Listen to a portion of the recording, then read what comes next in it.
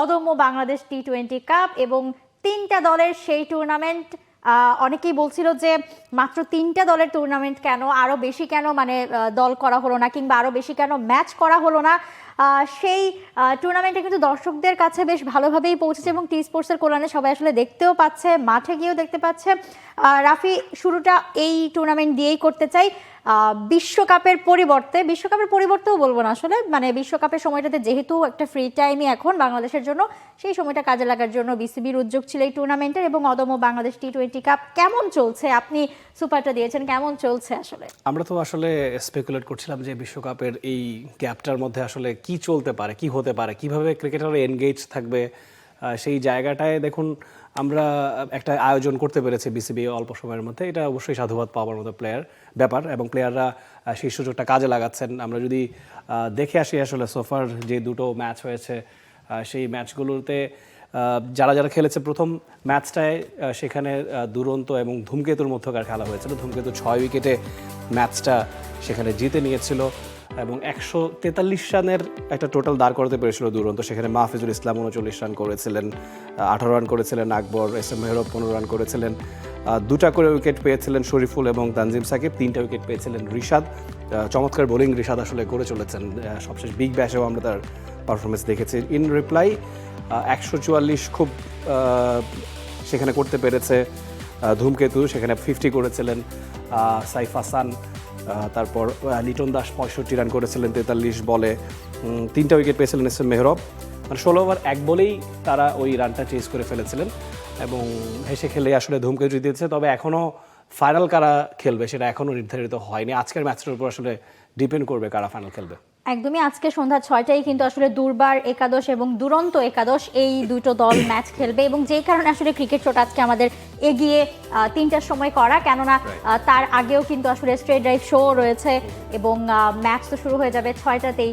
So তারপর আসলে বোঝা যাবে। বাট রাফি, হচ্ছে যেটা বলছিলাম যে মানে এই টুর্নামেন্ট যখন থেকে শুরু হবে কথা হয়েছিল তখন থেকেই দর্শকদের মানে বারবার ফ্রি টেটে প্রশ্ন আসছিল যে এত কম ম্যাচ কেন, এত কম দল কেন। আসলে তারাও মানে বিপিএলটা শেষ হয়েছে কিন্তু সারা বছরই তারা আসলে ক্রিকেট উন্মাদনায় মানে ভিড়তে চায়, যার কারণে তারা চাচ্ছিল যে লম্বা একটা টুর্নামেন্ট যদি আসলে করা যেত।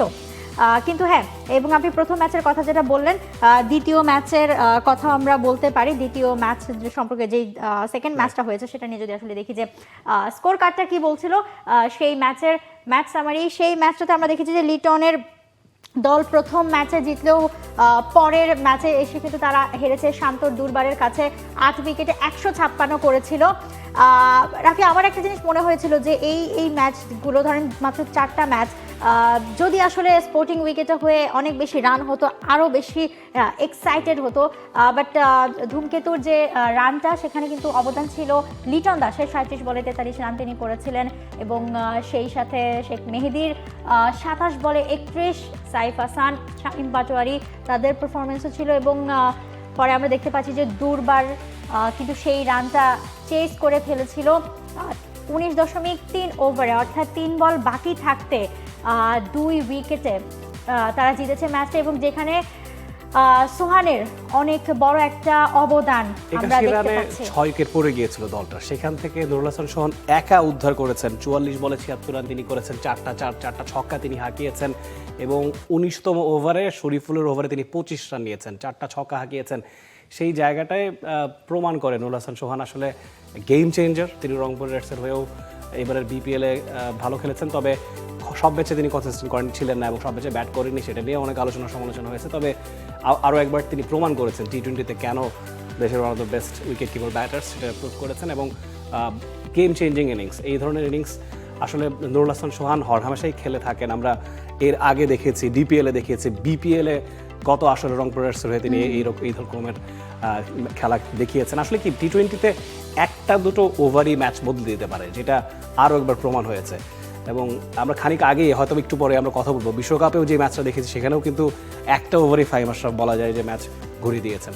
হ্যাঁ, সেরকমই সোহান কিন্তু ওই যে বলছিলেন যে হ্যাঁ বারবার প্রমাণ করেছে এই বিপিএলটা হয়তো বা বলার মতো তেমন একটা ভালো যায়নি তার, কিন্তু লাস্ট বিপিএলও আমরা দেখেছি। দেখেন তার ক্যাপ্টেন্সির কথাটা কোত্থেকে আসলে শুরু হয়, যে সোহান অ্যাজ আ ক্যাপ্টেনও পারফর্ম করতে পারেন, দলকে বেশ ভালোভাবে ক্যাপ্টেন লিড ছিলেন না করতে বলেই হয়তো পারেন। নির্ভর হয়ে হ্যাঁ, ব্যাটিং করেছেন। সেটাই তো মানে রংপুরের হয়ে কিন্তু তিনি দেখিয়েছেন, ক্যাপ্টেন্সি করেও দেখিয়েছেন এবং রংপুরকে বেশ কিছু ম্যাচ নিজে হাতে জিতিয়েও দেখিয়েছেন।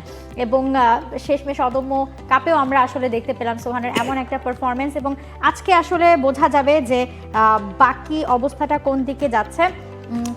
দুর্বার এবং দুরন্ত এই দুটো দলের খেলা রয়েছে আজ। আপনি কি এক্সপেক্ট করছেন Rafi?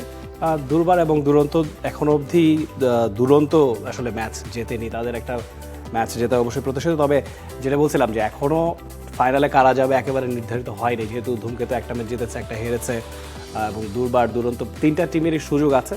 The tournament is still alive, এবং নিশ্চয়ই দর্শক এই খেলাটা উপভোগ করবেন। টি স্পোর্টসের পর্দায় দেখতে পাচ্ছেন দর্শক, এবং টোটাল সম্ভবত প্রায় 30টার মতো ক্যামেরাতে এই প্রোডাকশনটা হচ্ছে, এবং দ্যাটস ইমপ্রেসিভ। আমরা দেশের মাটিতেই আমরা এখন এই ধরনের সম্প্রচার করতে পারি, প্রোডাকশন করতে পারি, এটা অবশ্যই আমাদের জন্য গর্বের ব্যাপার। হ্যাঁ, এবং টি স্পোর্টসটা দেখিয়েছে। ওয়েল, সবাই আসলে এনজয় করবেন অদম্য কাপ। আর মাত্র দুটো ম্যাচই রয়েছে, আজকের ম্যাচটা এবং 9 তারিখে ফাইনাল হবে। এছাড়া সাংস্কৃতিক আয়োজনও থাকছে এই টুর্নামেন্ট জুড়ে। সো সবাই আসলে এনজয় করছেন নিশ্চয়ই, বিশ্বাস করি। For more updates, subscribe to our YouTube channel and click on the bell icon. Follow us on Facebook and Instagram. Download T-Sports app to enjoy exciting games and highlights. Visit tsports.com.